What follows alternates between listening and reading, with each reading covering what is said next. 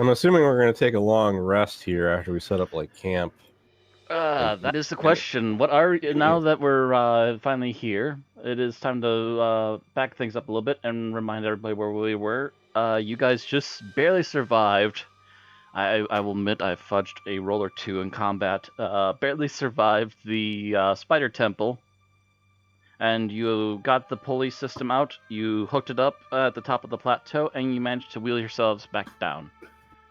What you see before you is mostly mountainous regions and sandy wasteland, but there is a river not too far off if you go around a few corners and want to hit that up.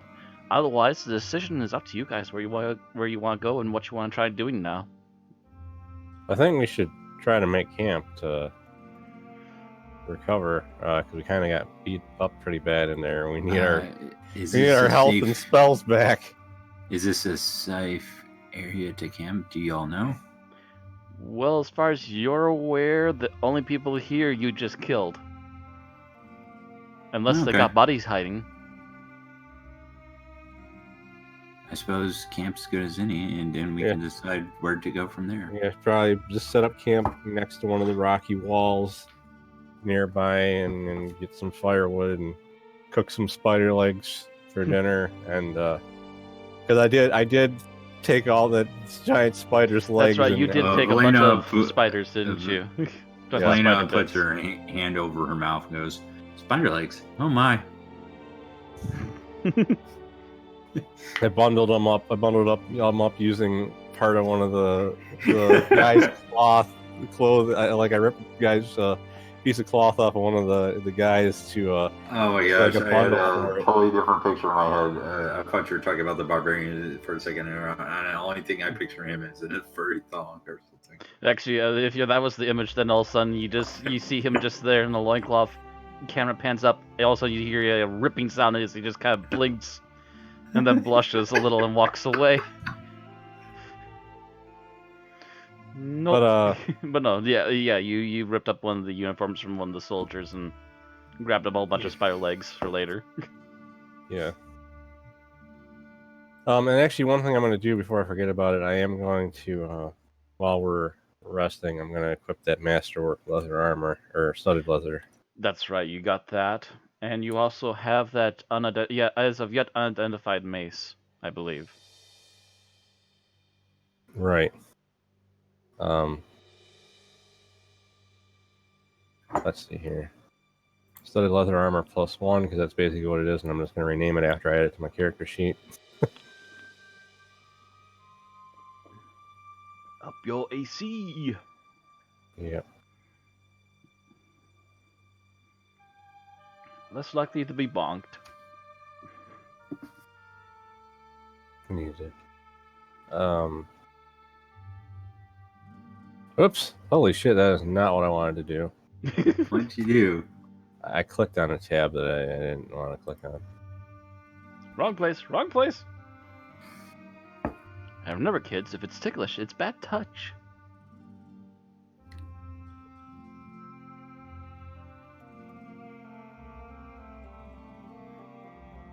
Why does it take so long to load my character sheet? Why is it?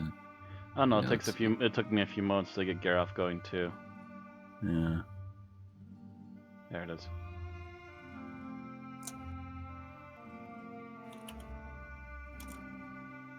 Yeah, I did. Oh wow, it did take a few moments to load yours there. Yeah. There we go. Yeah, I did add some spells last time. So that puts my armor class at 15. Oh yeah, I just found out armor class is 10 plus your dexterity. Never mind. I get that right. I'm going to actually remove the. No, that's not the right tab. I'm going to remove the regular studded leather from my character sheet. I'll just mark that I have it as something that I can sell. I saw what Mike was just mentioning there. Wait, he's supposed to be 10 plus your dexterity. Oh wait. Okay, so the money we have to divvy up while we're thinking, because we're still, I assume we're going to do all this stuff while we're making camp and setting up dinner. That's very probable, yeah. We got 50 gold and 46 silver to divvy up between us. That's the full amount of it? Yeah. Aside from that purse that I pocketed myself early on, that nobody argued about me pocketing.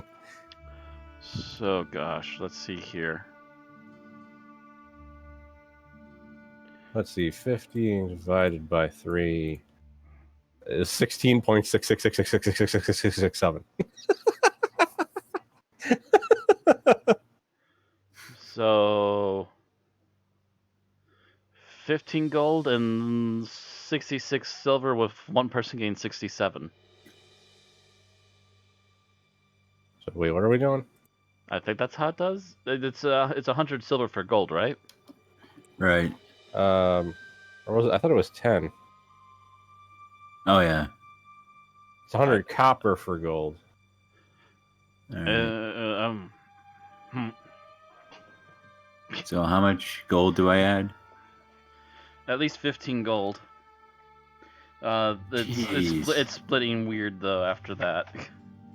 Adventuring gets you a lot of money, and you guys happen to get lucky. Well, no, because just the 50 gold on its own, splitting that 3 ways is 2 people have to get 17 and 1 person gets 16 as far as the gold goes. It's 50 gold. I guess because it's solid coin instead of something you could actually just literally snap in half and split. Yeah. Yeah.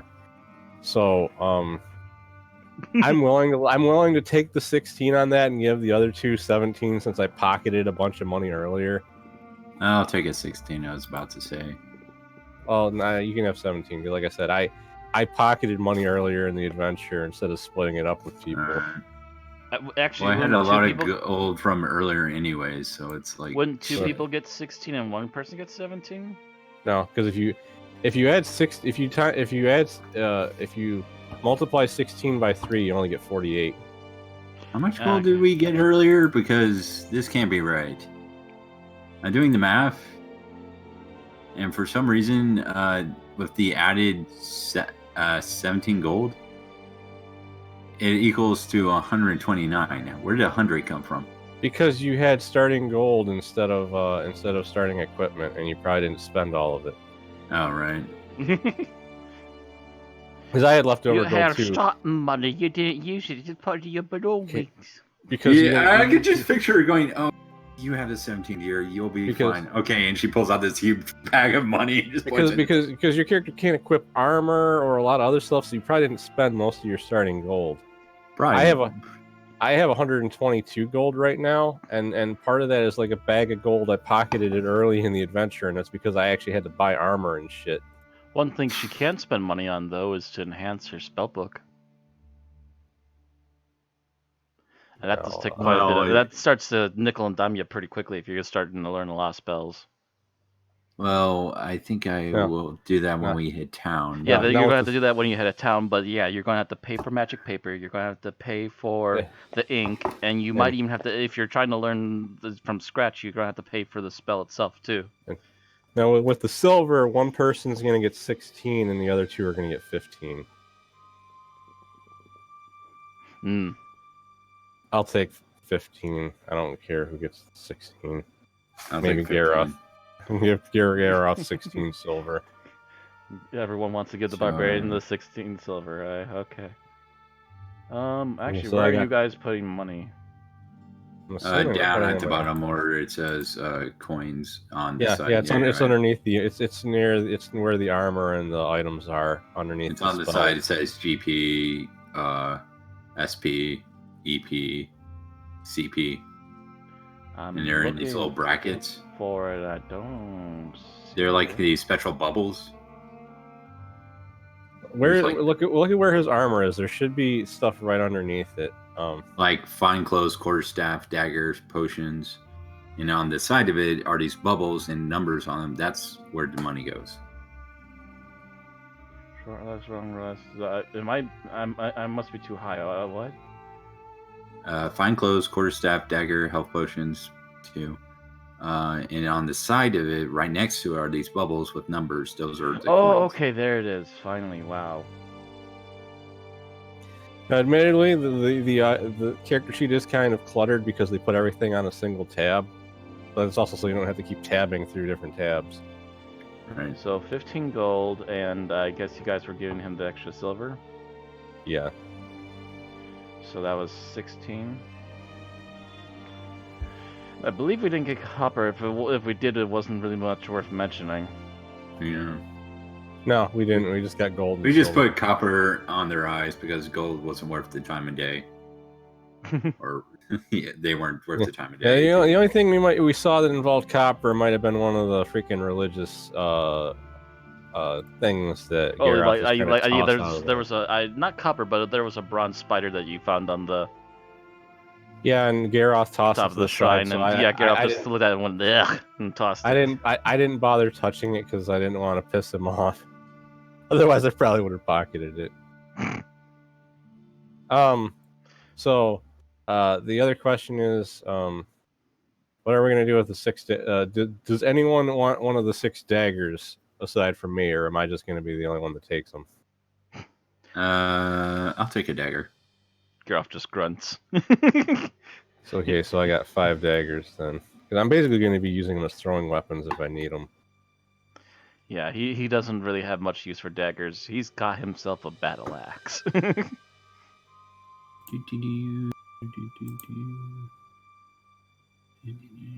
That's interesting.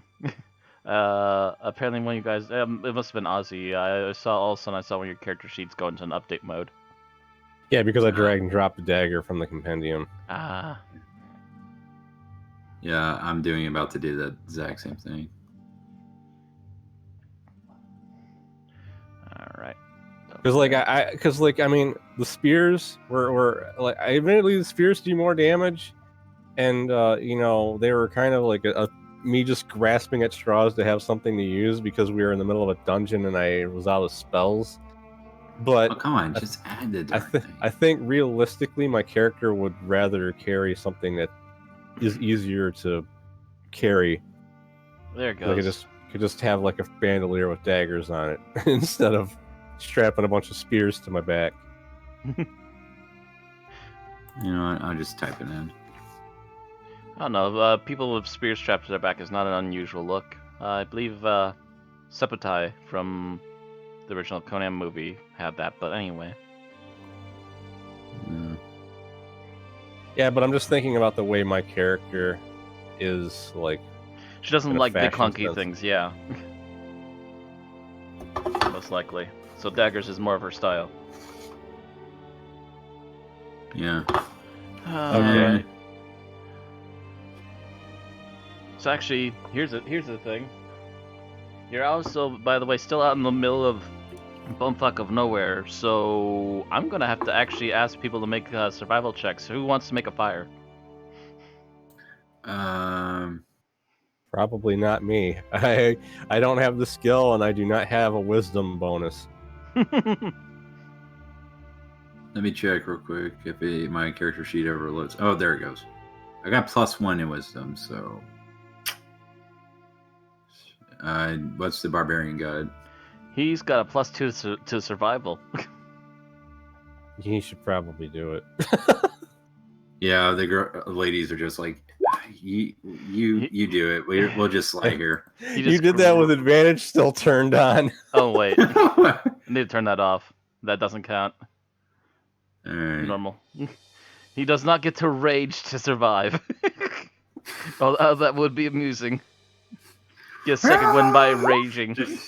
Oh my gosh, that's worse. He failed to make a fire. Valena's like, oh, for God's sake. And she just puts it together and she just literally grabs the flint from him and he grunts and steps up and she just real fast and all of a sudden next thing you know the thing just bursts into flames. Why would you just do it in the first place? And starts walking away. Actually, Valena's just gonna say, start to fire, look at him, and goes, I don't know what I thought you were attractive in the first place, and just walk off and just like, ooh. If only one of us had like a flame-oriented cantrip, we wouldn't have needed to do that. Chill touch. Nope. Nope, she didn't take Good. any flame stuff. She's all about cold stuff, apparently. Because she's a necromancer, she's trying to be in character. Spoopy and cold. So then I guess you don't have to hunt because Ozzy brought extra food. So I guess the next thing is trying to figure out how to cook them. Well, that would be another survival roll, wouldn't it? I suppose so. So here we go, trying to figure out cooking. Does anyone want to help the barbarian this time? I'll wait to do another survival check. I'll try because I'm the one carrying the things. Oh. Bam. Okay. Yeah, you immediately just kind of I'm not actually make a using makeshift this roll. rack of like a grill, and you just start putting things on there, and they start sizzling, cooking, and flip them over with a stick. I'm just testing something real quick. Don't actually count this next roll for anything. Okay, now it's showing my character's profile image instead of my. Oh yeah, how do I do that? Go where it says "as" at the bottom of the text chat. You can click on it, and your character's name will be in the drop down. Oh yeah. Oh. The thing is, you have to do it every single time you go to play the game. Like it'll stay for the rest of the session, but okay. So I cooked the spider legs. All right. So you cooked the spider legs. No one got poisoned. I don't know. No, you didn't get poisoned by the cooking, but who all wants to join in on the spider legs? I assume my character is. She's the one cooking them. Garth doesn't care. It's chance... cooked meat. It's better than delving into his rations right now. Fine clothes. Do I have like a pack or anything like that? I would assume if you have enough small things, you probably had them in like a couple of little packs or something like that. So technically, Gareth has more or less a small backpack of a sort, which he just carries everything with his. Yeah, I just take out this small pack, bedroll. and you just see these eating utensils, and Aaron just like stares, and she's like, "What?" And just kind of grabs a fork. Literally, the barbarian looks as someone actually legit pull out eating utensils and kind of tilts his head with slight confusion. And then just sits down and waits for the food to finish. Yeah, I just kind of look at Valena and I go, well, I know who's going to finish eating last. Okay. Well, I know who's gaining weight first. So, everyone's taking in on the spider legs, then? Yeah. Yeah. Alright. So, I guess all of you start to have your meal. Eating the spider legs, it's not unlike a slightly funky crab, basically, for when it comes to meat. So it's not terrible by any means. Oh yeah, that's like fork and knife wouldn't work. You have to crack those things and suck the meat out. Basically, yeah, but they're giant spider legs, so that's giant legs that you can literally smash in your hands over a rock or something, and you just start scraping it out. Or just shove your hand into the end of it and pull the meat out. Or yeah, you could also snap the tip and start pulling it out from there too. Either way. Well, I mean, there's at least one end of the leg that's already open from them being chopped off. Mm-hmm. Yeah, you just snap the other end and most of it might come out. Or at least a good portion of it would. And the rest should fall out easy the other way. If it doesn't, it'll come through. But anyways, yeah, again, it's not unlike eating giant crab legs, just that it's slightly off because it's not quite the same flavor, if you will. Because it's spider instead of crab. Right. Yeah, so Azina goes, we killed the cultists, and we ate their god. Not every day you eat a god.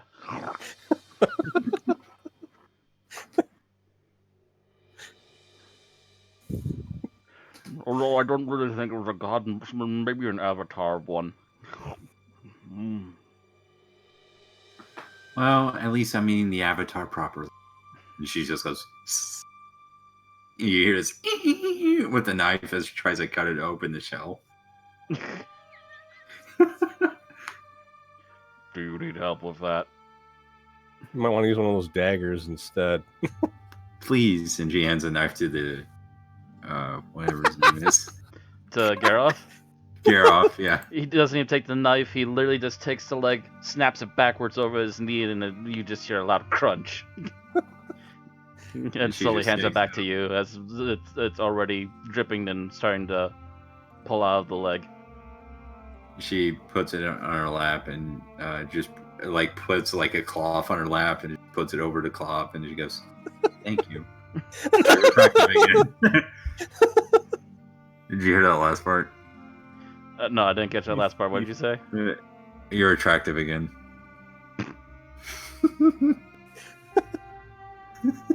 I kind of imagine my character's actually laughing at all of this. Yeah, you're having a good chuckle. Meanwhile, the barbarian just rolls his eyes like whatever at this point and continues to eat again. Civilized people are weird.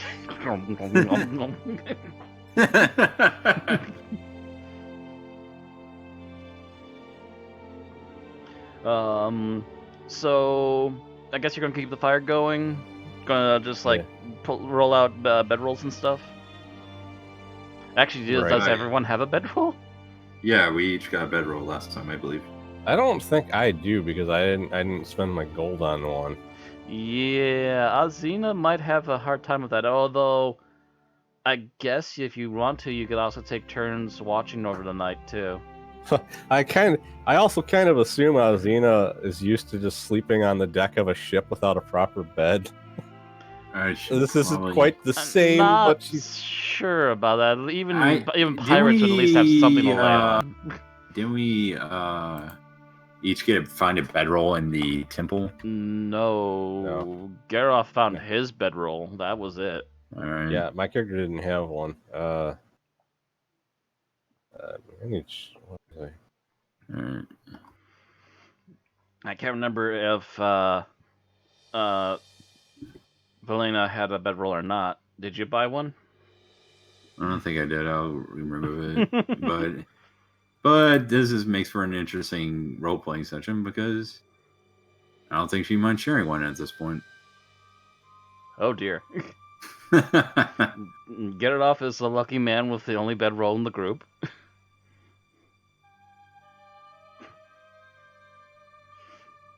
And she walks up to Garoff, looks him dead in the eye, kind of twinkles her eyes or flashes her eyes and goes, "You don't mind if we share, do you?"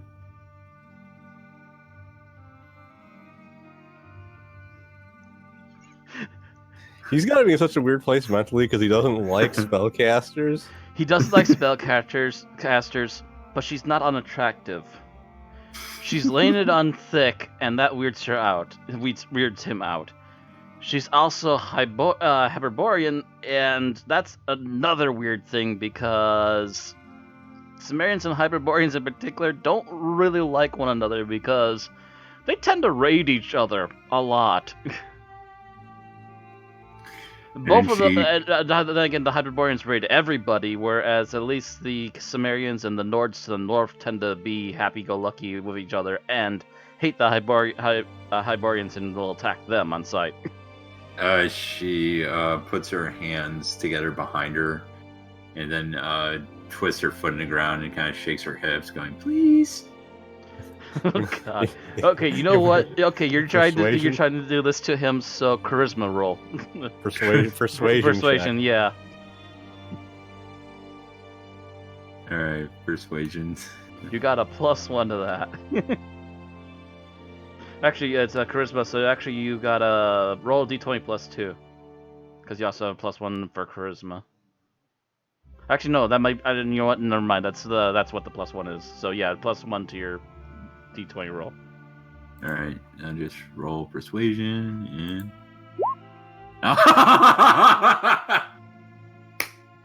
He just looks at you. You civilized people are weird, and slowly lays down across his bedroll. She just pouts and goes to the ground and goes, "Fine, Yeah. no censor for you." My character takes first watch, but when she finally goes to sleep, she just she takes her silk rope and just kind of rolls it up into a bunch to use it as a pillow. Okay. Are we gonna take turns then taking watch? I'm assuming between me and Garroth. I don't know if the spellcaster would want to do that or not, because She's just kind of sleeping in a yeah, she takes a cloth she had and folds it over in and on itself so that she doesn't mess up her hair with the sticky goo from the spider, and just makes a pillow out of it and just lays on the ground and just kind of sits there pouting with her arms folded, just going freaking stuck up. as long as our rest isn't going to get interrupted, we can. That was actually the thing I was looking up, by the way, and let me see here. Let me double check something really quick.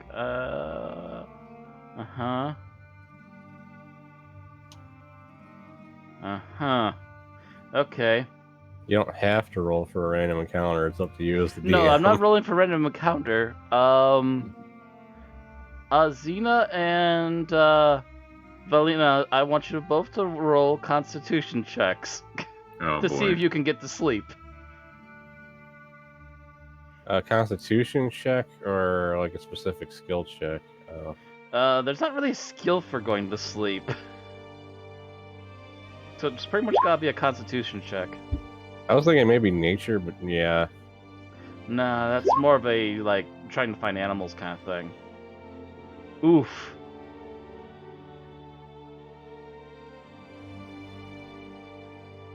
Yeah, we didn't do so well. No, the both of you are very restless. You get some sleep, but it's not great. And that's for I actually that'll be for the first hour of you two sleeping. So, Valina, you have a very restless first hour. Garroth, by the way, takes over after Azina after an hour, and Azina also has a very rough first hour. So, Valina, try to roll for another roll to see if you finally pass out. Oh, there we go. There we go. There, you finally after an hour of tossing and turning, you finally just blank out.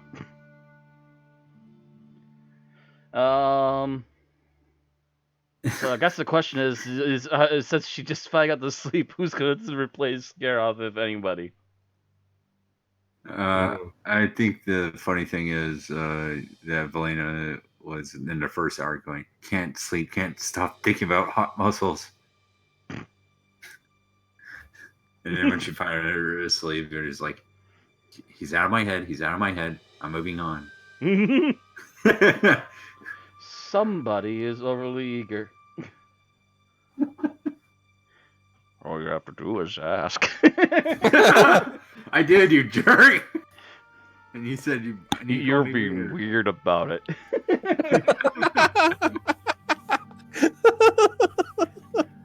Oh. Should I roll again, or what's going on? I guess the question is, do you want to get up to keep switching hour to hour, or do you just want to rest?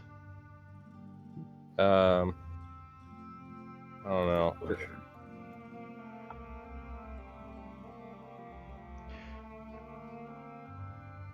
Yeah, I'm gonna do something really quick here, and yeah, I'm gonna call it right here that you guys actually found a legitly decent nook, and it looks like it's a really hard place to find, even if people were looking for you. So probably it is safe to say that you all could pass out now and just let the fire burn out for tonight. All right. So Garroth stays up for a little while longer, just make sure the fire goes out, and then he goes back to his bedroll. All right. Just so I'm gonna hit that's safe enough. I'm gonna hit the long rest button now, so I can get my everything restored. Because that way I don't have to go through and unclick all of the freaking spell slots individually. Oh, I clicked on Lilina's long rest. Whoops. Oh well. All right. Works. You did it for her, so Yeah. well. Okay, There. so So yep. You all have a long rest. You all wake up in the morning. The fire. It's probably just crack of dawn. You're starting to see a little bit of the pink into the blue in the deep blue sky. If you want to, you can try to have another meal right now. I would also ask for another Constitution roll for everybody. This includes Garov. 13, that's not bad. Oh, I'm looking at the wrong thing here. Oof. The both of you are fine. Garov gets up in the morning and you just hear his stomach go. And you just kind of see his eyes go wide for a moment, and he's like, excuse me a moment. And you just see him kind of wander off around the rock formation. The spider did not agree with him, and I'm leaving it at that. I think Xena and Valena look at each other and just have their hands over their mouths, just laughing. No, because as someone who sailed on the high seas, my character knows about having an upset stomach from stuff, so she's not really gonna laugh at him. But she might have a little smile though. Yeah, they're both smiling. Because you've heard growling stomachs, but you've never heard a Sumerian growling stomach. This thing almost reverberated with how loud it was, and you just see him look shell shocked for a moment and quickly go away. You just suddenly hear the herb shake, and you're like, "What was that?" Well, while this is happening, while he's off taking care of business, Azina is going to cast Identify on that mace. All right. So it's very easy to figure out what this is. Now that you have identified it, it is literally a +1. A mace +1. Mm-hmm. So it's a slightly enchanted mace. It gives you a bonus to damage and a bonus to hit. I'm going to close this my character sheet so I can reopen it in the non-popped out version so I can drag and drop this.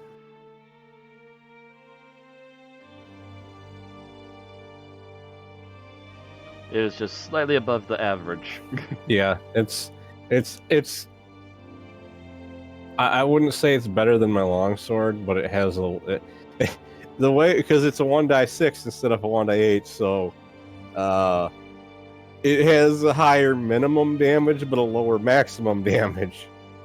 But it also has a higher chance to hit, I believe. Yeah. Yeah. So there's a little bit of all that in one. Yeah. Take it as you will. It's a random luck of the draw, just like Diablo. Well, the minimum's better, the maximum sucks, but it has a bonus to hit. It really depends upon the moment. Allow me to use my powers of thinking. I think that's Garov. So my character just woke up and already used one of her spell slots. Yeah. So after several moments, the sun is definitely peeking out by the time Garov finally gets back. He seems a bit better, although he wasn't exactly pleased. That's good. Spider didn't agree with you? It would seem that.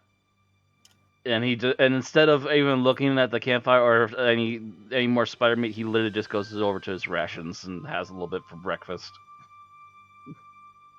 He doesn't even want to tempt fate at this point. Are there any animals around? That would be a nature check. All right. I'm gonna see if there's anything worth hunting. Ooh, nice. No. I got a 10. Belina? Yeah, see a river. I got a 10, so I rolled a little higher. Xena, it takes you a few moments, but you're aware there are fish in the river. You do eventually notice some footprints of, like, say, hooves, so there's some sort of, like, elk or something a little like around. Also, something that you should be aware of, too, is you see some big dragging marks, like something large has been coming in of or out of the river.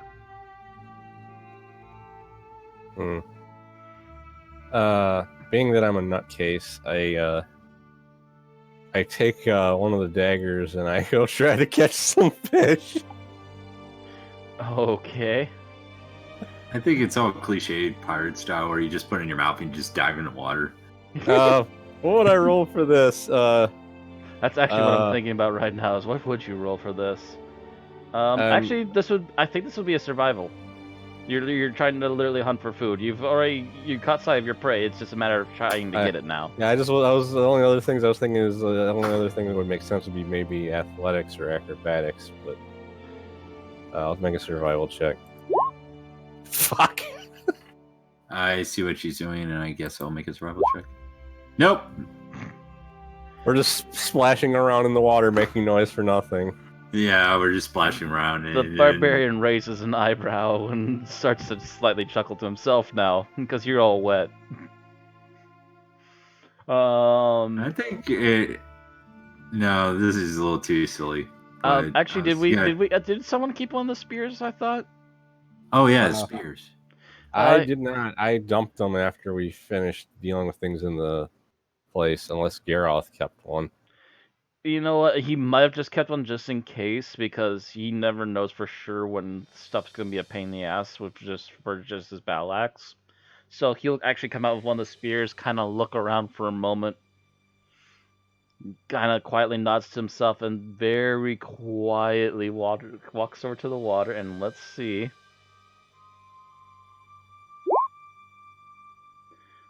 Nope.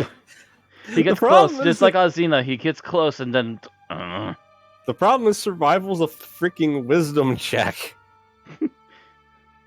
It's all about timing. Can I make a nature check and see if I can figure out a way to catch some more fish?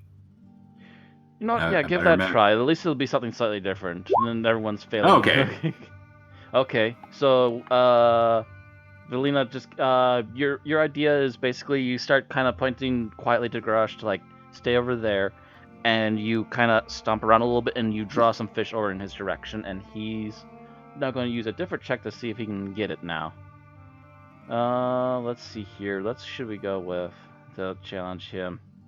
Oh God, I didn't realize he had that much athletics. What is athletics anyways, technically? Strength stuff like jumping over pits, carrying someone, stuff like that. I'm not sure that would be it. I don't know. So I was saying acrobatics might make sense because it involves timing and yeah, I'll give him an acrobatics check and see how that goes. Oh, much better. He sees it. He's kind of scoping it in a little bit longer this time. Finally got you one. Takes a moment before he sees another one of the fish, and slowly but surely he gets like 3 or 4 of them ready for you guys. Just kind of one at a time, grabs pins it with a spear, tosses it on shore. While the fire's going, Valena is just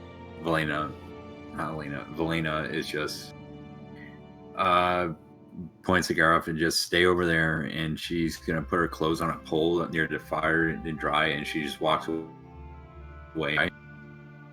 What was that? Sorry, you garbled. She's just gonna hang her clothes to dry and tells Garrosh to look over there, don't look over here, and she's gonna hide behind a rock while he waits for her clothes to dry in the shade of the rock. Okay, just a moment.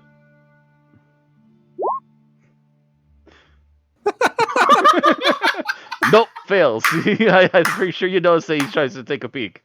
Just like he at the same time, as much as he doesn't wanna, at the same time he's curious. You catch him trying to take a peek, and immediately he just turns right back around and is like, "Nope, nothing." Azina, being a nutcase, just cooks the food while wearing wet clothing. The fire will dry me off. She doesn't care. It's water. Water dries off eventually. And she's a pirate. She's used to getting wet. Mm-hmm. That's not wrong. Do I have to roll for this? Because I mean, I'm sure she knows how to cook fish. I'm gonna say that since everything else has been going on, it's like you cooked the crab you cooked the spider fine last time. You're cooking the fish fine. It's far less harder to cook fish than it is to cook some weird spider shit. Right, and my character's probably dealt with fish a lot. And you've already technically got a grill going anyways from last night, so you're just reusing the same stuff. Right. Right. So, Geralf trying to keep his back to Sylvan as best he can, kind of scoots back over to the fire, and as much as he was just going to dig into rations, he'll join for at least one fish. Alright. At least something normal to put in the system. So while we're eating, my character's kind of unfamiliar with the area. I kind of ask if he knows where the nearest town is. Oh, that's a damn good question. So actually, let me think about that for a moment. What would that be under that?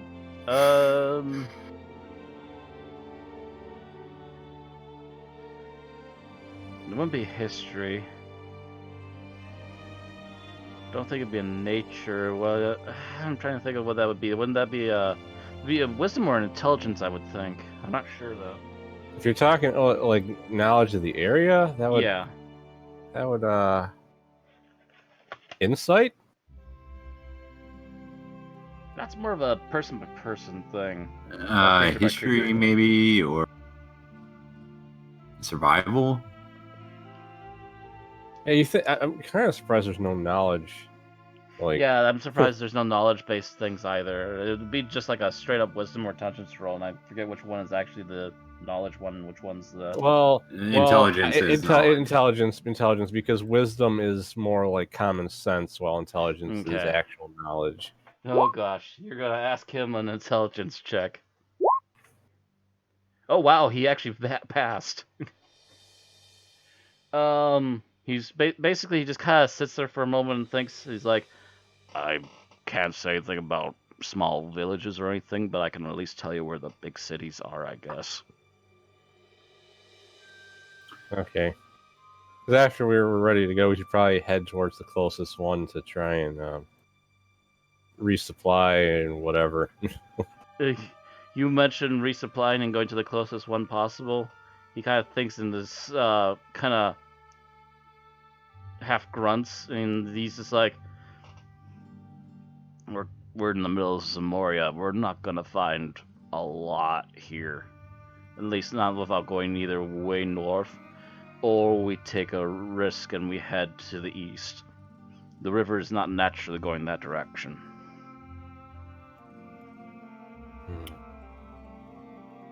Because he kind of points back out towards the direction it comes from, and it's like, you came from the ocean, and he points back to the way it's going, and you're trying to get to the inner sea.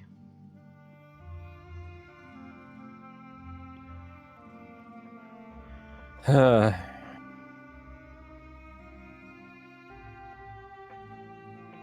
guess should keep heading towards the inner sea. The first major river we're going to hit is the Zaporsha, and at the very best, we'll bump into Tehran, but I'm not entirely sure if I can understand the locals. Zamoria, I can, like, he makes a gesture that's, like, really small with his fingers. And he's like, I can understand, like, a small amount, and there's a good chance, because Zamorians go all over the place, that they might understand you, but he looks down the river and then back to her and kind of shakes his head and shrugs. Not the best place to try and talk to people. And actually, it's not Tehran, that's the later part. That's the first part you're bumping into is Karyan, which still is like a weird one. None of you actually know any of the local language there. So you'd have to hope that people either know Sumerian or Aquilonian, and there's a bigger chance of Aquilonian language, but it's not always like necessarily given. I know Hyborian, but that's probably not going to help either. Yeah, Hyborian is still way to the north. You're like, if you look at the map that I have provided for you guys, I do know Aquilonian. Yeah, but that doesn't help. The Aquilonian is like the closest thing to common, but not everyone's going to know it. Hyperborea is way out to the north, and the most likely place to know Hyperborean outside of Hyperborea would be Zamoria and Aquilonia. just because those are like the Zamoria in particular is like a big trade route, so a lot of people will know Zamoria as well, and they'll continue the trade route all the way to Aquilonia from wherever they're at. Show me where on the map we are again. Here. Actually, technically, you're more like about here. So if you zoom in really close, you're like between Shadazar and Krasha.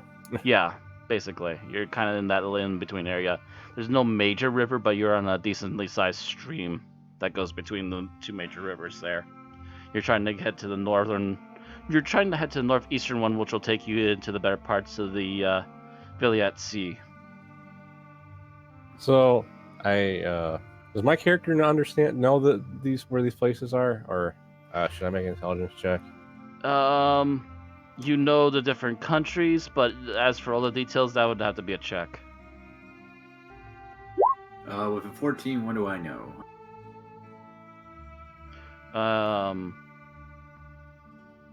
Oh, you did intelligence check too for like, what did you do intelligence check for? I think when you mentioned the intelligence check, he rolled at the same time as you. He just didn't say anything. Oh. So were you trying to roll for local area stuff too, or what? Yeah, local area. What I know about the area. Outside of the major cities, there's a few spotted villages here and there, but nothing of major interest. This river is running for sure eastward into the sea, where it seems that a lot of the rivers are collecting and then continue to head either northward or eastward out of the big fucking continent that this is.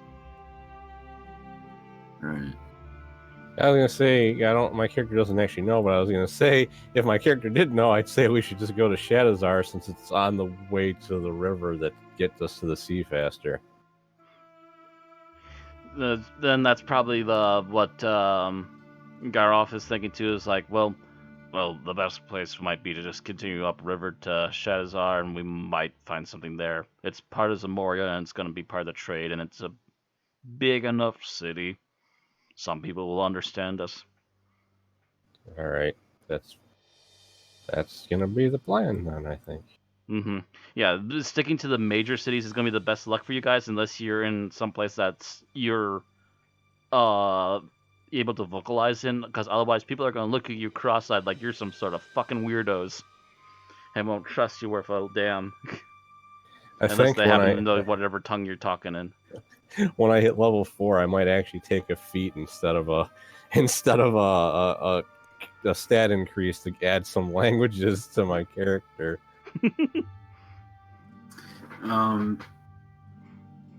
Imagine Valiant's clothes are dry now, so she's randomly. Yeah, this conversation probably goes on for like several minutes to a good hour or so. Yeah, so she gets her clothes, dresses up. They're still a little bit damp, but they were better than when you left them. Yeah. Yeah, and she just looks at, just kind of furrows her eyebrows and looks at Garoff and then looks back at us, and it's like, I think that's a wonderful idea.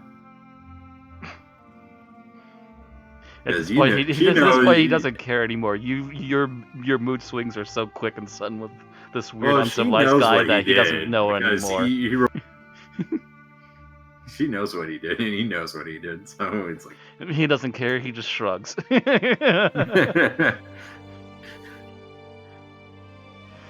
In Samaria, when a woman says don't look, that means look. We're gonna have to work on as long as you're not being a complete and total creep.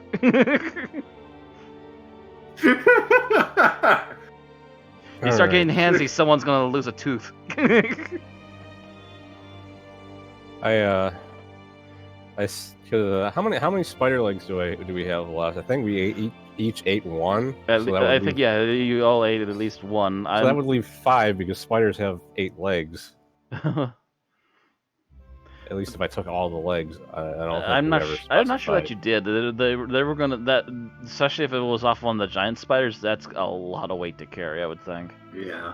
I'd say you maybe carried like 3 or 4 big legs. So maybe you have like 1 or 2 legs left. So before we head out, I ask. Well, actually, I don't know if Gareth is even the best person to ask about this, but like, do you think anyone will pay for a spider leg? It'd be funny to ask, and it's funny to see what his mental state is on about spider legs. I'm just kind of asking that in general, not to anyone specifically. I just kind of blurted out. I think Valena will say, in Hyperborea, if there's a bizarre interest in it, there's a buyer. You might be able to make it into a poison.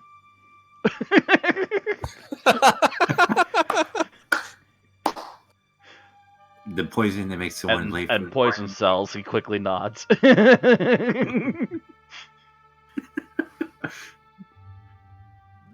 Fuck, somebody stay up with that lunch. And she puts her hand around his shoulder and just goes, "We'll call it X-Lax." No, that won't work. You get a weird look from him again. Like, what is this X-Lax you speak of? Without even saying a word, he just gives you that look. I was just trying to name the poison we discovered from the spider. I call it spider venom. Basic. Dull. How about the spider runs? The spider runs. Ooh. I imagine Alzina really does. Yeah, I actually said that. And you just hear Valena just go.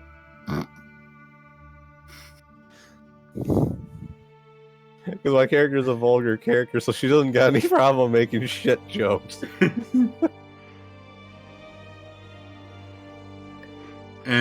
You're probably trying to think of how Gareth responds to that. Yeah. I think my response is him thinking, now how do we make it into a vial?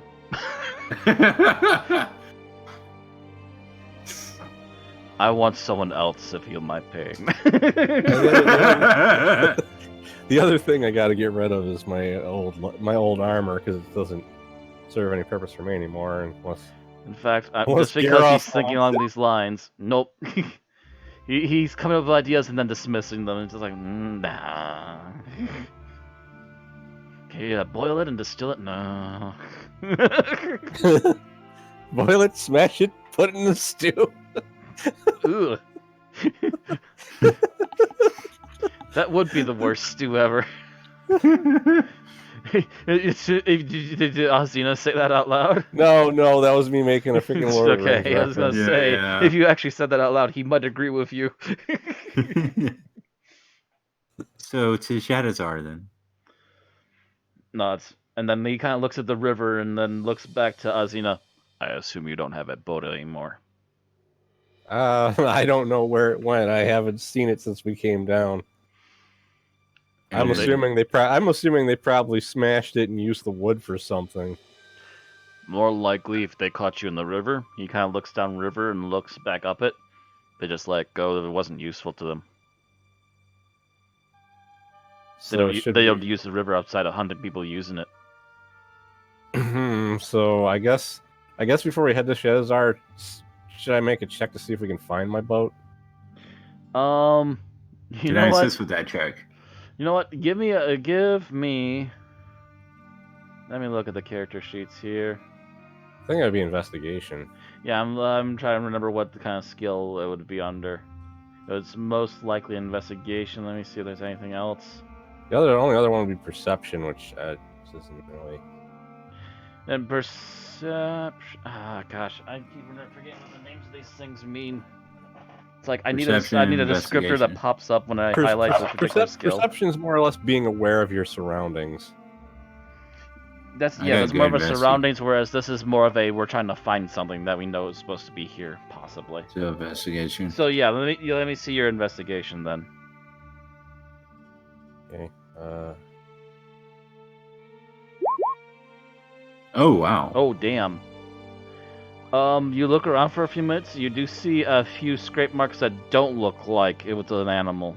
That could have definitely been a boat, and you're not sure how long ago, though, is the major problem. So it came through here, but it's been going and going and going. And And then again, I'm not even sure how long you've been there. Maybe a couple days. So it's probably way downriver at this point, if it's which would involve following this river, which takes us away from our destination, right?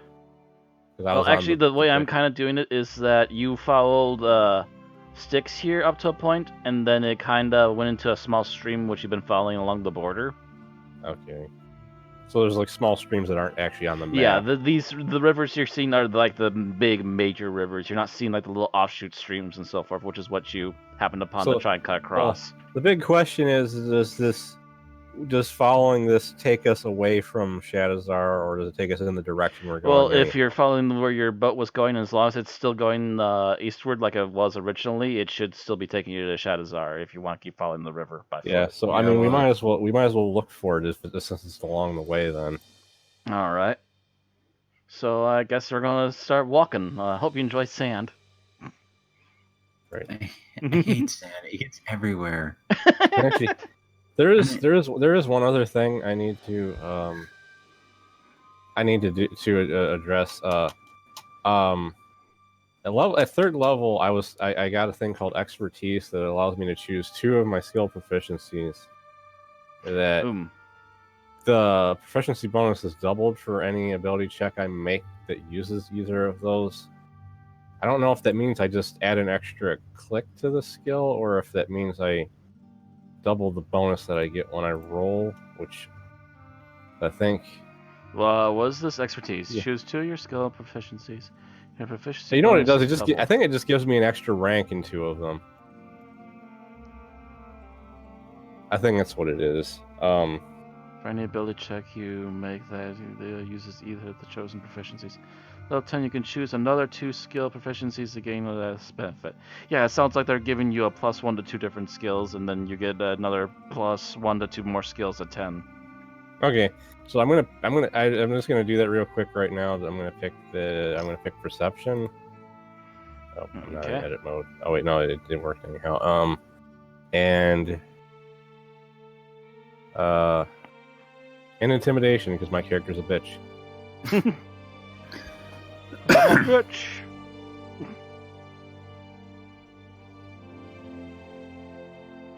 All right. How high would that make your current investigation, though? I didn't pick investigation.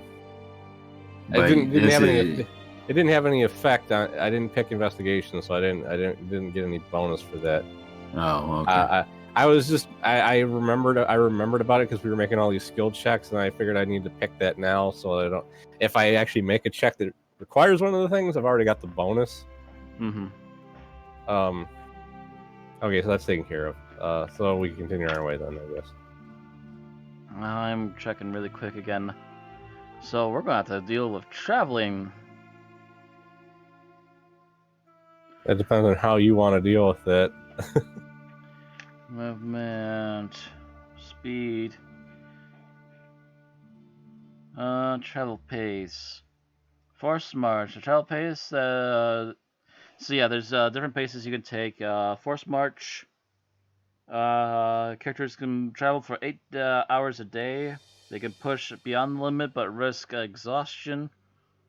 For each additional hour beyond 8 hours, the characters cover a distance shown in an hour column for their pace, and each character must take a Constitution saving throw at the end of the hour.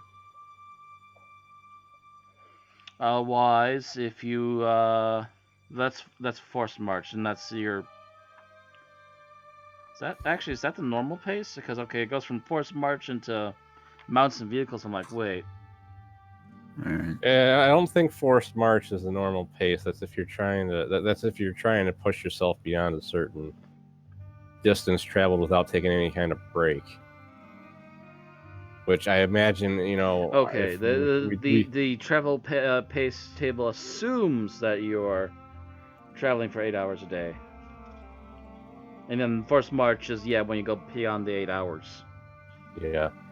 Because your body needs a break. It doesn't matter how tough of an adventurer you are. You can't just keep marching endlessly. Okay, here's the actual travel paces. We got fast, normal, and slow. So if you want to go fast, you can go 4 miles per hour, so 30 miles in a day. But you also get a -5 penalty to passive wisdom and perception scores. You can go at a normal pace, which is 24 miles a day, with no extra effects. Or you can go slow, which allows you to use stealth. I would say go a normal pace because Yeah, we're not in a particular hurry aside from hoping we find my boat. Alright, so you decide to go normal pace, 24 miles a day. I'm trying to think how long we're gonna set this for. Especially on foot, it's gonna take a while. I'm gonna say if you can't find your boat, it's gonna probably be about maybe 3 to 4 days before you hit the next town. Alright. At the pace we're going. Yeah, at a walking pace. I say if we don't find the boat in the first day, we'll pick the pace up the next day. Right. All right, so We'll just give up on the boat and just keep going and try to go faster on foot. So normal pace would also mean that you would also take breaks for meals, and that could also mean also hunting for those said meals. So did you want to walk until about midday and then take a break for eating then? I guess. I was gonna say we can take a break as soon as we find the freaking boat. If we don't find it next day, we. Well, if you're going to be going nonstop, I don't know, but yeah, because you need to probably take a break to eat after like about 4 hours. Yeah, you're going to want to take a break to eat. You're going to want to take a break just to relax your feet because you're going to be marching all morning. Right. So it's like probably just barely like 8 o'clock or so by the time you guys take off. So that gives you at least 4 hours to march before you want to take a break. Right. Any kind of checks we need to make for like looking for the boat or anything? Yeah, I was just going to get to that. So that's 4 hours. So you cover 12 miles then. Yeah, that should be good enough. Double check and make another investigation roll to see if anyone can spot the boat. Oh, fuck. That's my good skill. Yikes. Wait, that's... No, yeah, that's investigation. Yeah.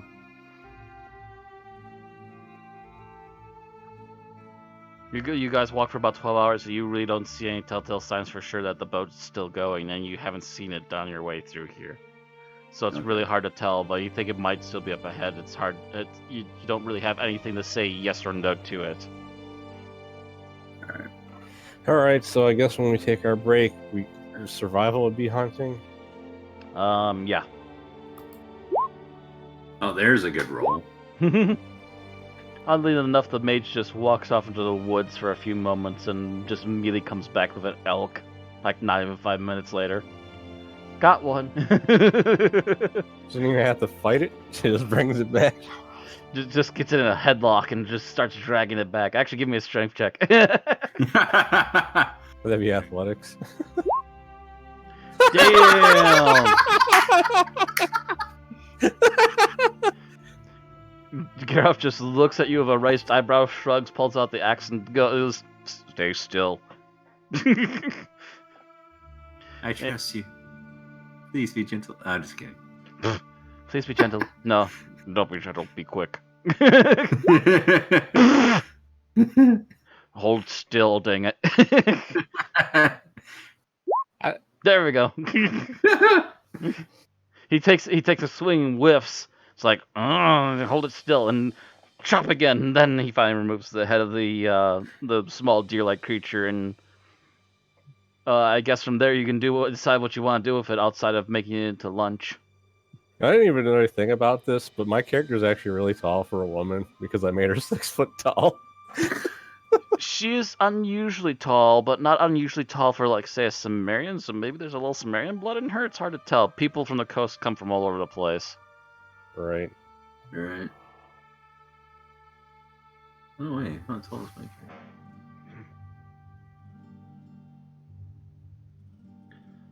Actually, also not only Sumerians, but also I believe Hyperboreans are also unusually lanky too. Yeah, because I just checked.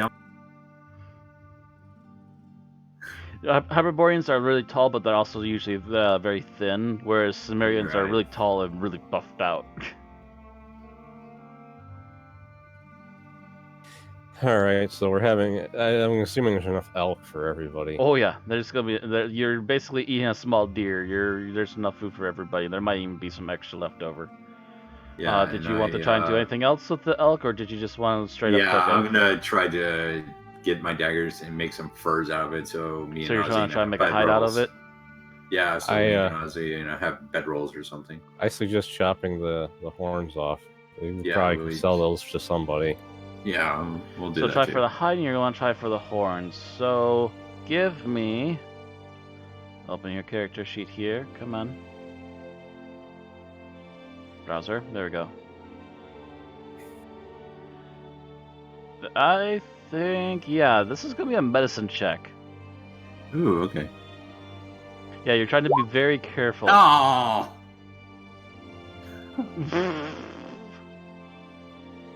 I'm assuming she just ruined the furs because she rolled me. She's starting to try and it's just like, oh fuck. Is Azina helping me at all? Azina helping me at all with this? My character really only cared about the horns, so I don't know.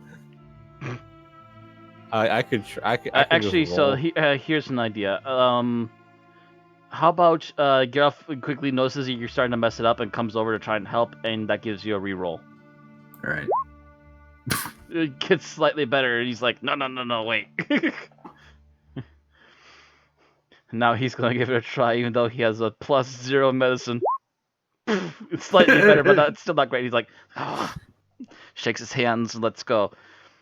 Oh, fuck it with the furs. And he just goes. He just says to help of trying to get the hide and just going for the antlers instead. Nope, he's doing an even worse job now. Okay, I got the antlers.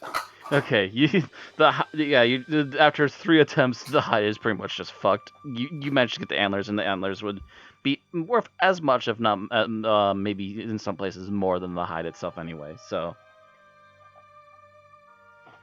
you get a pair of antlers. There you are. You got some bony twigs.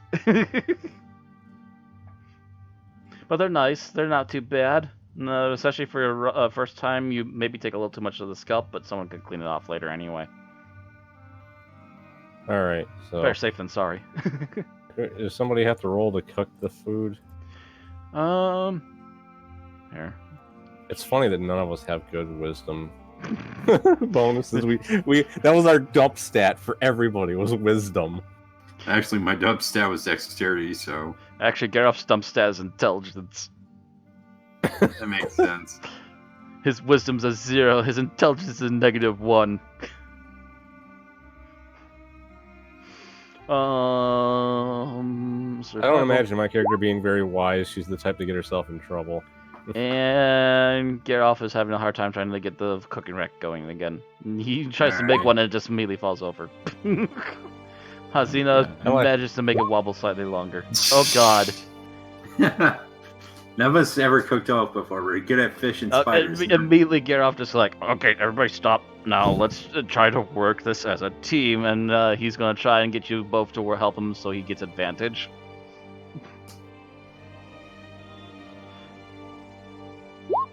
Boom! Oh, there we go.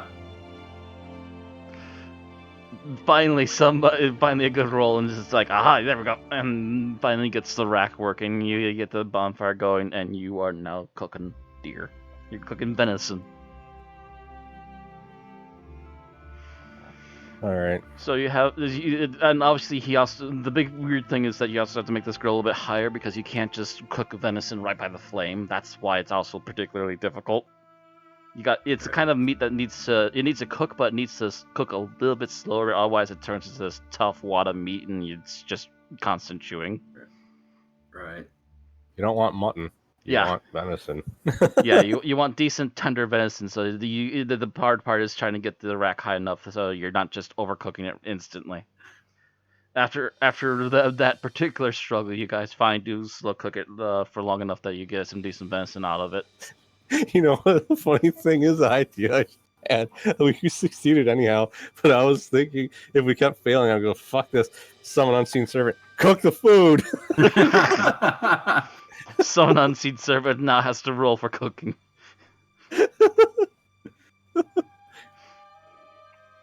How does summon unseen servant roll for cooking food? That's my question. I don't know. It doesn't actually have any stats because it can't be. So it'd be just a straight up D20 roll for the unseen servant. And then right then and there is when the barbarian's like, "Who the hell are you talking to?" Ah! Why is the elk floating in the air? Black magic, all of you! Witches! I'm surrounded by witches. He just runs up and swings. Actually, kills the unseen servant because it only has 1 HP. I kill it. Then everything falls over. I killed it. I killed the foul spirit. Oh. Okay, so barbarians. So, anyways, yeah, you finally get your venison meal, and you probably have plenty of spare left over, to be honest, for dinner later. All right. Just kind of finish cooking it, put out the fire. It's very easy to put out a fire right next to a river. And carry the rest of the cooked food with you. And continue down the river for another, I want to say, at least 4 hours. Probably about between 1 and 2 when you start off again. You got at least another 4 hours of daylight. So let's roll those perceptions again. Actually, not perceptions, investigations again. Oh, wow. Damn. Alright, let me get his character sheet open still. I was still on Valana, I was trying to get off it. There we go. -1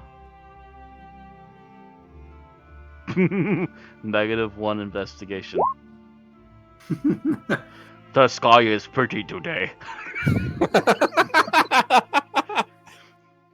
Look at that bunny. Look at that cloud. It looks like a bunny rabbit. Yeah, I'm just picturing you being like Guru going, I saw a bird. It was pretty. Kill it! I saw a bird.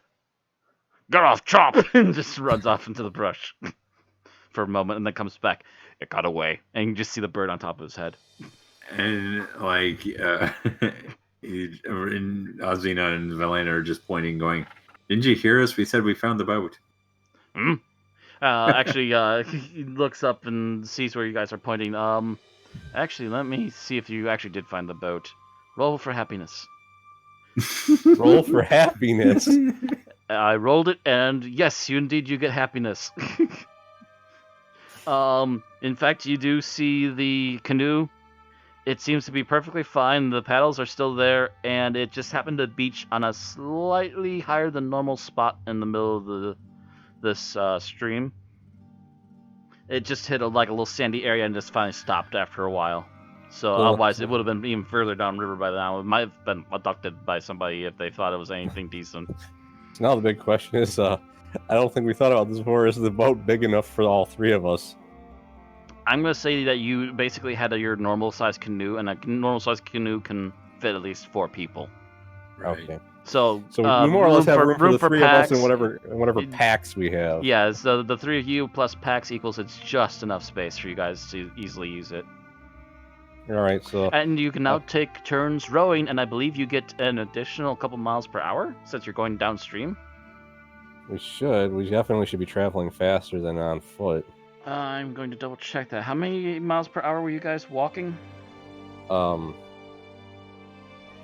something like that? So you were saying we were going to travel 24 over an 8-hour time span, so that would have been 3? So 3. Yeah, I'm bad at the math. Yeah, that's 3. That's 3 miles per hour if we were going 24. Trying to find where the... Actually, where is this? This is equipment. Okay, actually, it shouldn't be far from here. Where are you? Mounted vehicles. Did I go too far? No. Mounts. Waterborne vehicles. Rowboat. Normally it's 1.5, but like I said, it's up downstream, which means let me double check what the rules say. Also, I didn't check. Does anyone have vehicle proficiency? I don't think there's a. There is. Um. Vehicle proficiency, tools none. Armor none. Yes, I have vehicle water. Of course I do. I'm a freaking pirate. There you go. You got a proficiency bonus there, so you can probably get us an extra mile per hour with that, I think. Animal amounts other than listed here and available. I think that would count as having a mount, because we're. No, I'm trying to. Wagon can move up to 5 times its base carrying capacity.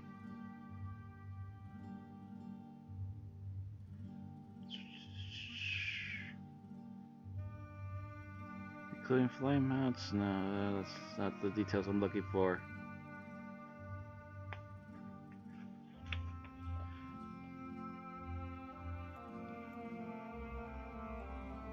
I saw a rule not long ago, and it's like there's like a extra miles per hour you can go. Road vessels, here we go. Need boats, rowboats are used on lakes and rivers if going downstream. Add the speed of the current, typically 3 miles per hour. So yeah, you're getting an extra 1.5 miles per hour at least, and possibly with you at the helm, you're getting even more time on that. Okay. So roll me your canoeing. What would I roll for that though? Because it's not like actual. Actually, let me see what that roll is. Would that be acrobatics? I'm trying to open your character sheet here. Because proficiencies are just kind of like a thing that you have listed on your sheet. There's no like skill check for it. Well, actually, if it's a proficiency, that means you get to roll 2d20s and pick the best one. So proficiency tools, navigation tools, navigator's tools, vehicle, water. Yeah. So if you're helming the ship the boat in particular, or any ship at all in the water, you get a plus. Essentially, you get to roll 2d20s, and you get to roll to keep the best one. Yeah. Then. Yeah. So roll with advantage. Yep.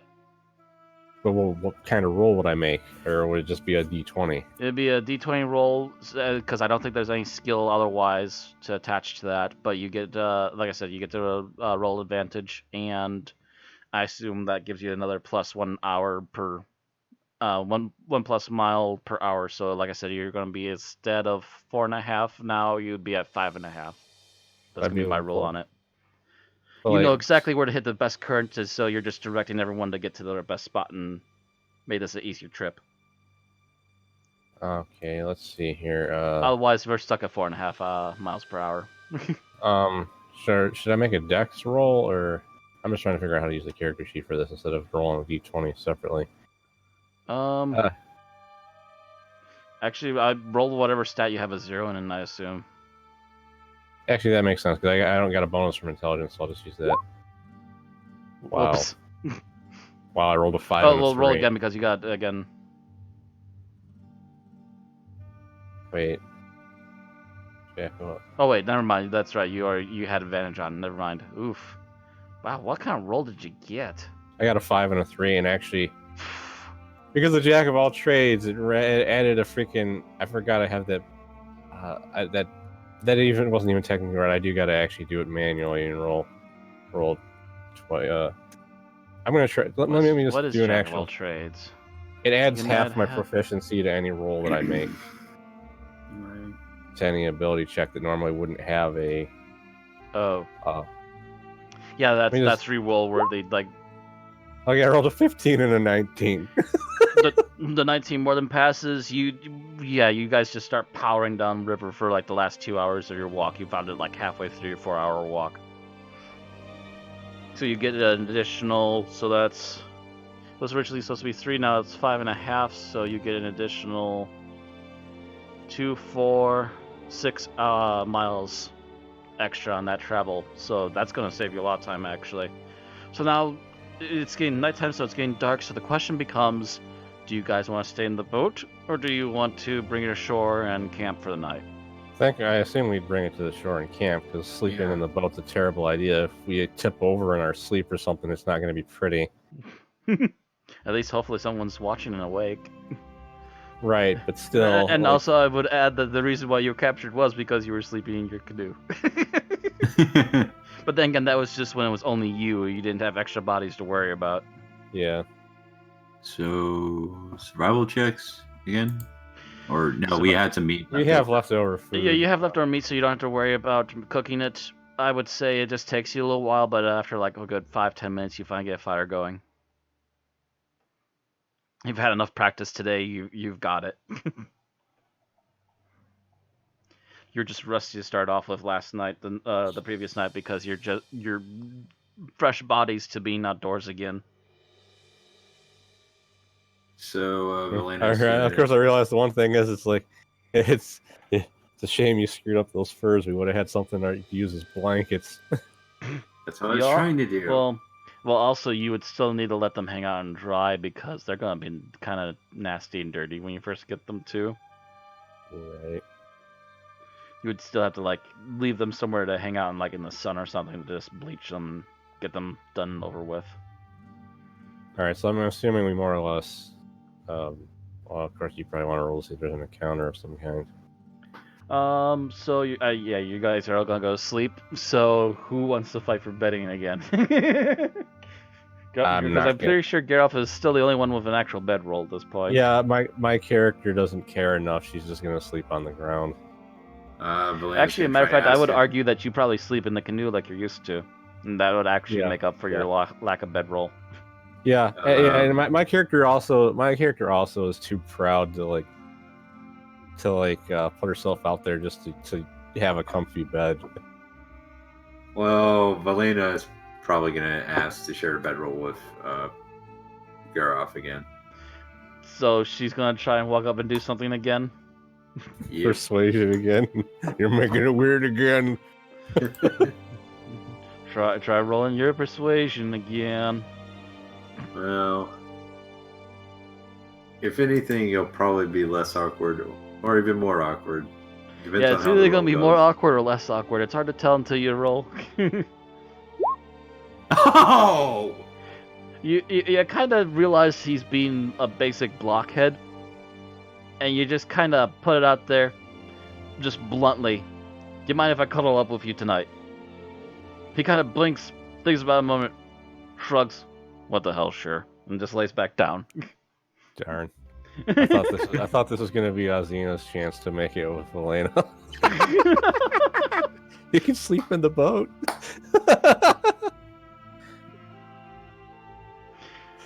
So Valena sleeps alongside the barbarian on the bedroll. And Valena, no, this is probably too much, but I keep rolling to see if you guys are going to get encounters. This is the second time it's rolled below a 10, so you guys are safe. So Valena opens up the bedroll and looks at Ozzy, and there's room for 3. I don't know.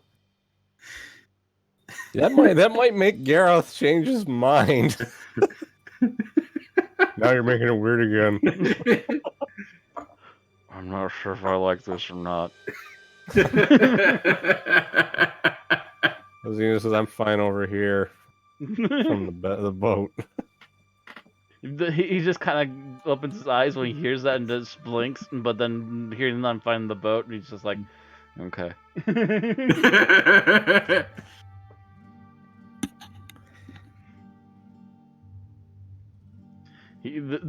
Being around these weird, quote-unquote, civilized women has been a real weird moment for him. My character's not really civilized. So. You say that, but you're not the one in a literal quote-unquote clan who keeps wandering from place to place and never actually has a home. You True. At least have a boat to stay on at all times. You literally have at least a sail, if not at least a floor above your head at most times. So the funny thing is, I'm actually kind of wondering how my pirate background is going to come into play when we actually get to a town, because the thing is, my character's supposed to have a bad reputation that follows her, but we're also in an area where no one knows how to communicate with us, so they really shouldn't know who she is. Yeah, the normalies won't know you, but there might be some people who are well traveled and might raise an eyebrow and go, "You look familiar," and not in a friendly way. Are you the one who punched me and stole my money? No. That was my twin sister. You wouldn't have happened to been on the West Coast and punch a man by the name of Elroth in the jaw for his extra 20 gold, would ya? No! Roll with the bluff and fail. Killer! I think it'd be hilarious if Elena tries to stand for. Oh no, she's not that person. Like, aren't you part of the White Hand?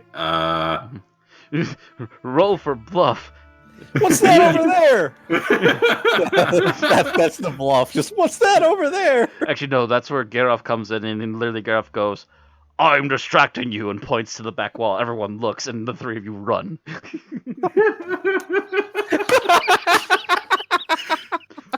And when they're later, I catch breath finale, and Valena just lifts up the finger. Okay, the fact that worked. Never underestimate stupid. Keeps running. So, anyways, we're resting for the night. Broken clock. But anyways, yeah. So you rest for the night. Have no major issues. You had some normal fish and you had some normal venison, so no one's got an upset stomach in the morning. Right. I still got that spider leg, but it's probably not holding up too well at this point. Yeah, after a couple of hours of walking and bleaching in the sun, it's actually starting to smell a little funky, so you probably just toss it in the river at some point. But that would be great, even more, for spider run poison. If you're trying to poison somebody's food, yeah, it'll still be more effective than normal. None of us have like empty bottles or anything, right? Right. And actually, I would. Maybe. Oh. I would not toss it in the river because that would contaminate the river. I just kind of like toss it in like a brush something. Some bear can eat this and choke on it. All of a sudden, as we're canoeing, you see this bear running, and then he goes behind some rocks. Yeah, you see a bear suddenly in the brush. A moment later, and he goes. He stands up on his hind legs, and looks around and quickly goes back on all fours and bursts off into a fast pace away.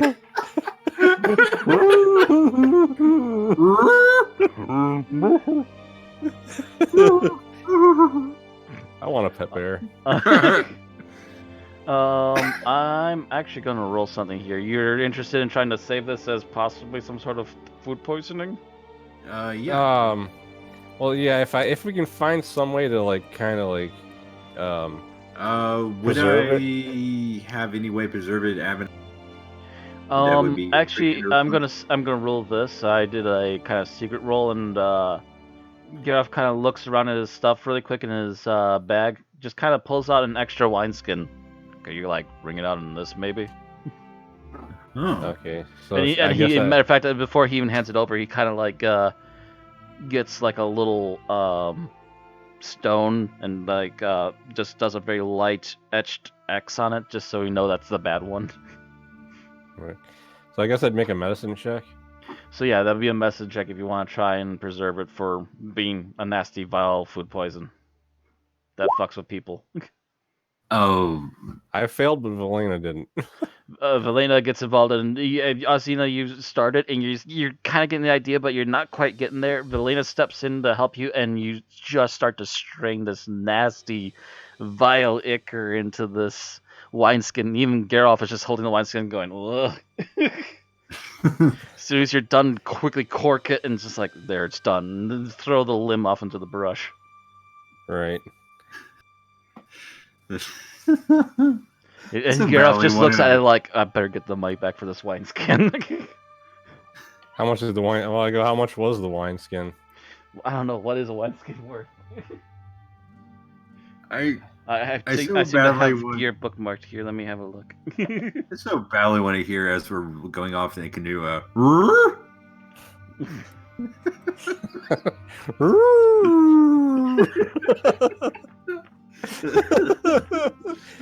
don't know if they have basic items priced in the player's hand. Oh wait, no, here we go. No, I'm like, there's gotta be something for it. Water skin is 2 silver pieces. 2 silver? Yeah, you'd probably get an easy at least 5 Yeah, or 6 I silver for food poison. I just look at him and I go, here. I just hand him the 2 silver.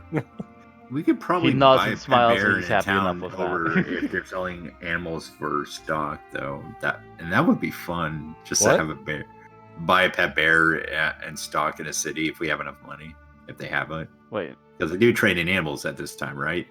Oh, wait. Oops. I'm looking at the wrong character sheet. Back to that. Because now I want a pet bear because that'd be funny. Just to see Matt try to roleplay that all the time. Oh, you missed the you missed the the Planescape campaign. Planescape. He had a war bear as his mount. I had a warbear's mount, and I believe I had a companion follower who was like some sort of werebear thing. Yeah, you had a werebear that was a follower. Also, everything just automatically started rolling bears, and she's just sitting here going, "But I wanted a raptor. Oh well." Yeah, but you had a couple fights where you rode in on your bear, like Just freaking boom. impaled someone with your lance, and the bear just like freaking clobbered him in the face. Warbear. Bear cavalry. Do not underestimate the power of a warbear at full charge. Because the thing is, Especially if like, I there's a know drow on its back. raptors are statted in more recent D&D, but they're not statted in 2nd edition, which is what we were playing. So that was why I kind of like I want to give them something cool, but I don't actually have stats for a raptor to use. See, I would have taken what I could find for the closest version and fudge it in to downgrade it to whatever version you needed it for. But yeah, that still takes time either way. It would have been really hard to try and homebrew a T-Rex down to a raptor. So raptor. So we got the poison. I guess we're going back in the boat. You got nasty food poison, and it's now you've probably had another easy breakfast just fishing. Actually, yeah, this is the morning. Yeah. So actually, I think you're gonna have to fish again. I assume, unless you want to just use. Okay, food. We're good. Oh yeah. I'm not even gonna roll. Don't even bother. Sylvina just walks out there with the spear. An easy 4 or 5 fish again. You're all having a decent breakfast and get back in the boat. Yeah. You have to roll to see if we get a bonus to the pace again. Yep. Roll to see what kind of pace bonus we got. 12. My thing about it is that you need to at least beat a 10. So 11 and 12, both of them would have worked. So yeah, you just keep on hitting those nice sweet spots, and you're saving time, and you're just charging down the stream again. Yeah. So while we're rolling, you're probably gonna at this rate, you're probably gonna, if this keeps up, you're gonna shave a day off of your travel, and you're probably gonna get there by nightfall tonight. All right. So while as we're traveling, I kind of bring up. So either you want to be part of my pirate crew? The Sumerian kind of raises an eyebrow. You know, I took you for a sea person, but I wasn't sure about the pirate thing. He kind of thinks about it for a moment, and then there's just the idea of punching someone's lights up for gold and other shiny goodies. It just,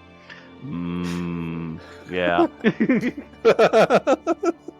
Valena is like thinking about it for a second. It's like, well, I am a part of an order that's greater than myself. That just happens to be a wonderful place that raises the dead. And you just see the Sumerian slowly turn with a raised eyebrow. I go, well, that's a little creepy, but I'm sure you'll find plenty of dead to raise when we're looking for treasure. And he just whips right back around at us. Sorry, what was that? He just whips right back around at Xena. Just the barbarian just going after what she just said, just like, what? Finding play a dead while treasure hunting? Nah, that doesn't spook him. Yeah, If they were all undead, that would be the part that spooks him. that's what she was talking. Xena was talking about. Well, I was talking about you'll have No, she's talking about corpses, like literally corpses when we're trying to treasure hunt. Yeah, Oh, okay. not undead. But not it's like not every treasure hoard is protected by one-eyed Jack. and the thing is, I also come from a, so I'm not strapped on cash when I get home.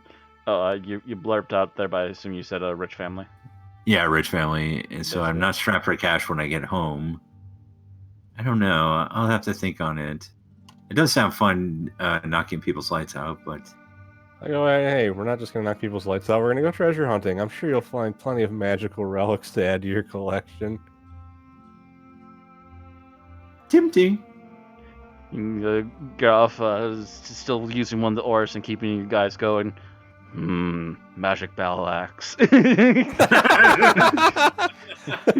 All he wants is a bigger axe, and he'll be happy. And matter of fact, he even thinks about it for a few moments longer and then just goes, an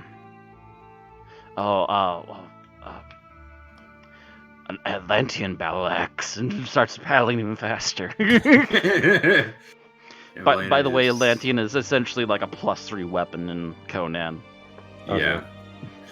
So just the thought of an Atlantean weapon, he just kind of goes glossy-eyed for a moment, and then paddle faster. We're not moving fast enough. I need to find the shinies. Where are these shinies? Do you mind if we get the chance to stop in Hyboria? You can meet my family. I'm sure they'll be happy to see you. You can meet my... Was it her sibling?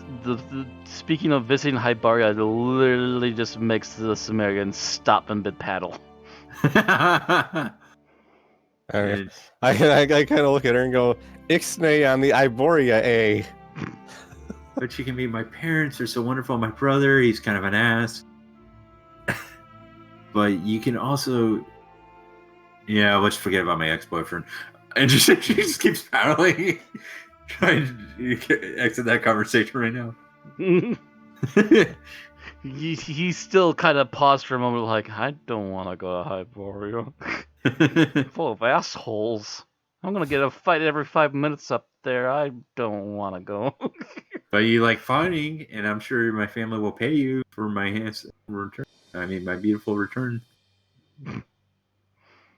They may pay you enough to buy an Atlantean battle axe. Those kind of things really aren't on the market. I just kind of look at Valena and go, has anyone ever told you not to think out loud? Well, I was trying to be persuasive, but okay.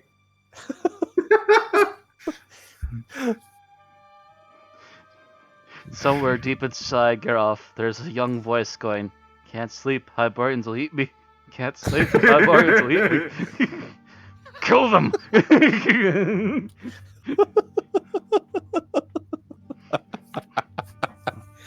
Oh my god. We're gonna have some interesting camaraderie as this campaign goes on further. Yeah, if you're gonna visit Hyboria, he's gonna literally be the BA Baracus on that. And I'm not getting on the plane. Nope, absolutely not getting on the plane. And 5 minutes later, he's on the plane. How did I get here?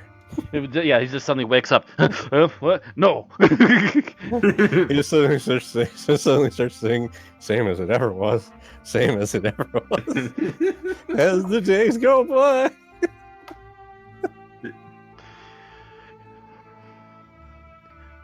Get ready to die. I like to think rocking back and forth in the corner. Going like wherever she says she's not going to convince me. She's not going to convince me. She's not going to convince me. And it all hi Bart. It's like, how the hell did this happen? No, I'm just picturing if we ever went to Hyboria, just like say we've got a bigger group at this point. We're just going there. We got like a wagon or whatever when we're traveling on land. He's just in the wagon the whole time, and then like some group of like Hyborian thugs pick a fight with us, and I just yell Sumerian, and he just comes flying out of the wagon. You don't even hear a yes or anything. You just hear, and you just see a flurry of blows as they race past. Everybody just like, shit, a Sumerian. They start running. Yeah. But anyway, yeah. So I guess yeah, you successfully rolled for a good run for the first half of the day. Going to take a break for the afternoon, I assume again. Yeah, because kind of have to. So I guess we have to roll and see if anyone can find food. Yep. Oh wow. Damn, you are rolling some decent survivals today. Yeah. Let's see, Well, past not the beginning, survival. And Gareth. It's taking a moment to load. Why is everything taking a moment to load? There we go. Oh, that's a stealth. Damn, that would have been a good stealth too.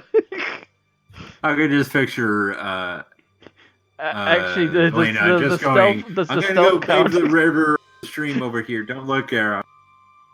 I'm just picturing him going up to like a bear, and the bear looking at him, and him just going, "What's that?" And the bear looks and he walks up behind and snaps its neck. Actually, no. With that 21 stealth, I'm actually gonna go with the 21 stealth just because it was an accident, and just go. He sneaks up behind a bear. The bear doesn't even notice him as it's standing up on its hind legs and looking around. He literally sneaks up right behind it. Both hands slowly raise up to its head. Snap!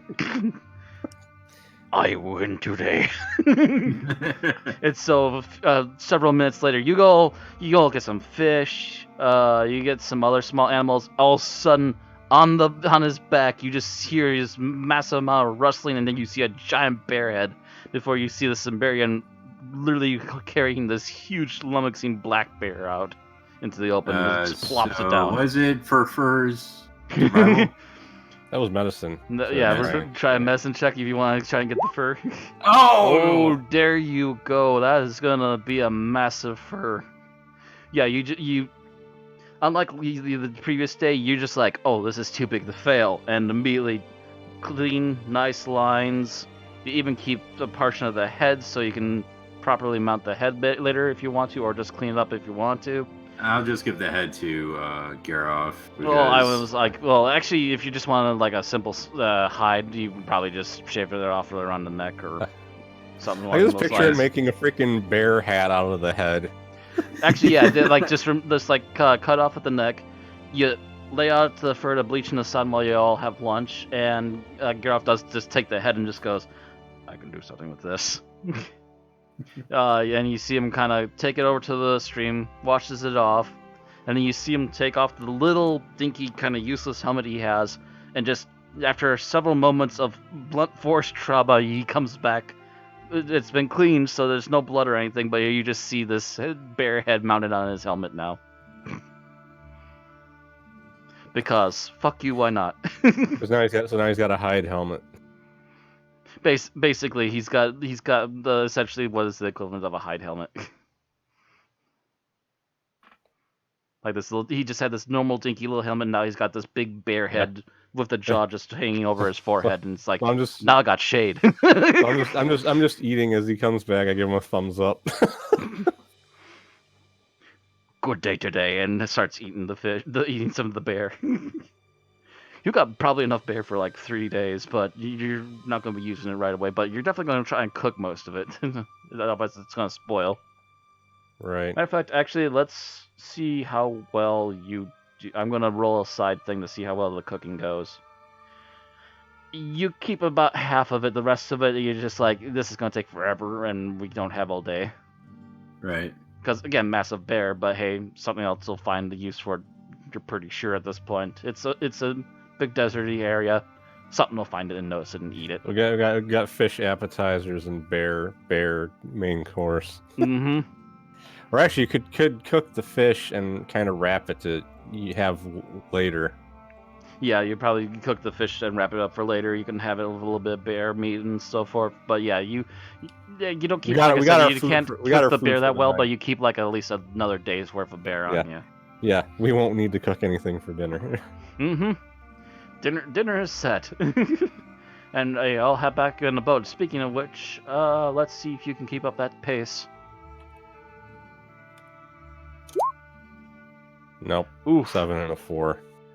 So yeah, you head down the stream. You're not quite hitting it. You got a few good points at first, and then now all of a sudden later half of the day you're just like just getting tired. I'm gonna say, it'll take you like a 1 extra hour push, and you can actually get into town and possibly hit a small dock, which is also on like the big link between the stream and the riverbed. All right. So we've arrived at town before the day ended. Yeah, so you like I said, you can do an extra hour push and you can actually be in town, but you're gonna have to roll a Constitution check to make sure you don't get a negative in Constitution. All right. Oof. Oof. All right. This is for exhaustion, right? Yeah. So Azina gets 1 exhaustion. Oh wow. And everyone else passed. Where do I? Is there somewhere around here to mark exhaustion? Yeah, I see it now. I was gonna say there's gotta be something somewhere. Poison, restrained, prone, stunned. Disadvantage on ability checks when I have 1 exhaustion. Oh, there we go. Yeah, there's exhaustion. As for preparing. Well, that'll basically go away after. It'll go away as soon as you get a full 8 hours sleep in 1 night. Yeah. So Which is basically why you're in town anyways, because you get to the dock, it was an extra push. Azina looks particularly tired out of the lot. And Velena puts her on her shoulder and carries her to the on one shoulder, just like slightly, holding her up to the. Give me a strength check. Okay. I got 0, but this ought to be interesting. Wow. Azina, you are suddenly just lifted into the air, and this petite, small woman in a white robe just literally lifts you up and places you on her shoulder. Okay. You don't even have to walk to the inn, which you find out the close by inn from the. I thought she meant she was just gonna support me with her shoulder, not pretty much. That's what it is. Yeah. Oh, I thought you were literally lifting her up onto your shoulder. That's what I was hearing. Okay. No. Okay, no, never mind. You're just supporting her. All right. Let's do that instead, because that sounds more musical roleplay. No, because I don't think my character would let her do that. Just yoink. Just watch her pass Garoff, and she's just flicking him off. Azina's kind of in a weird place because she's exhausted. She's just like, "Thank you," and kisses Velena on the cheek. Garoff just does not comment. He's just as interested in just trying to find a place to sleep for the night that he doesn't have to feel like he needs to keep an eye open. So here comes the big question: how many rooms are you guys gonna get when you get to the tavern? Well, like any good tavern that has a bin built into it, so... I think it's going to depend on how much they cost. Right. Well, this is going to be, this is right off the docks, so they expect any kind of seedy people just from off the water. So, how many rooms are available? They probably try to keep a big enough a place just because they expect to see people at almost any hour, so they probably got a good 5 rooms open or something. All right. And it's probably going to be something like, say... Besides, actually, this is technically one of the possible trade route cities right off the river from the inner sea, so... It's going to be cheaper than some of the other inns, but it's not going to be exceedingly cheap, so a gold a night for a room. We could each buy our own room then if we really wanted to. If you really want to.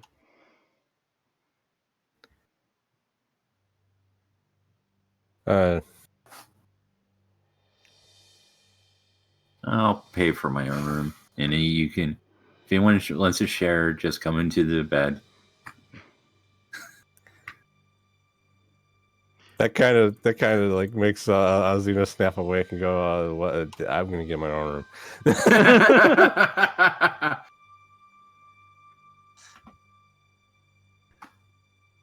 And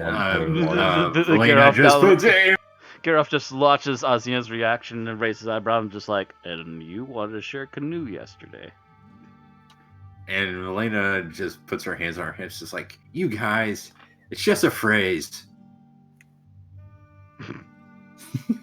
Slowly the Cimmerian turns to the Hyperborean, and what a phrase it is. It's just eyebrow wiggles. Like the thing is, Azina just wants to get to sleep because she's exhausted, so she doesn't want a chance that somebody wants something else out of her when she's trying to sleep. Barbarian just like reaches into his new coin pouch and like, yeah, here's one. Slam. Room. I mean, I'm assuming the whoever's running the tavern can understand our characters. They do seem to be speaking Aquilonian. This is again a trade city. Anyone worth their salt in owning a business can at least understand Aquilonian in a trade city. Pretty much every city in gosh, what is it called again? Every city in Zamora is basically a trade city because they all have like big routes that lead almost everywhere. Right. And being that Aquilonian is a big place, especially closer to the west coast, a lot of people will understand Aquilonian. Because that's just going to be the most common one coming through outside of maybe the rare Sumerian, maybe a bit of Hyperborean here or there, a lot of Nemedian, and some of the stuff from the Far East. I'm scanning over. Actually, it's kind of blocked. Yeah, from all the different areas from the Kitai and the Far East side of the continent. And you'll get some stuff from over there too once in a while. They got some interesting stuff. For those who don't know, Kitai is essentially the prehistory version of China and Japan, along with a few other things in there. So you get some interesting stuff out of that direction. All right. Yeah. So, Oh yeah. But unless there's anything eventful happening, I'm assuming we all get a long rest. Yep. So yeah, you all pay for your rooms. You all pay a gold for your rooms, and there's already like a little bit of food waiting for you, even though you have your own supplies too. So you can all head upstairs. You all can get your long rests, and I'm gonna say we're gonna close it here for now. You got the big travel part done for today.